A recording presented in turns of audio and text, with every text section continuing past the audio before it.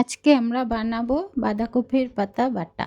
বাটা করার জন্য বাঁধাকপির পাতাগুলোকে কেটে একটু ভাপিয়ে নিয়েছি।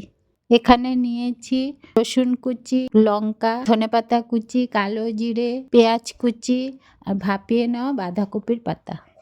কড়াইয়ে প্রথমে তেল দিয়ে তেল গরম হয়ে গেলে কালো জিরে দিয়ে পেঁয়াজ কুচি দিয়ে একটু ভেজে নেব। পেঁয়াজ ভাজা হয়ে গেলে রসুন, কাঁচা লঙ্কা আর ভাপিয়ে নেওয়া বাঁধাকপির পাতাগুলো দিয়ে দেব। এরপর নুন, হলুদ, ধনেপাতা কুচি দিয়ে ভেজে নামিয়ে ঠান্ডা করে নেব। এবার ঠান্ডা করা পাতাগুলো মিক্সিতে দিয়ে একটু ব্লেন্ড করে নেব।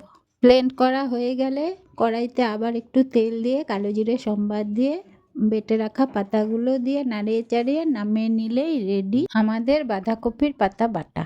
আজকের রেসিপিটা তোমাদের কেমন লাগলো অবশ্যই কমেন্ট করে জানিও, আর আমার চ্যানেলটিকে সাবস্ক্রাইব করে দিও নতুন নতুন রেসিপি পাওয়ার জন্য।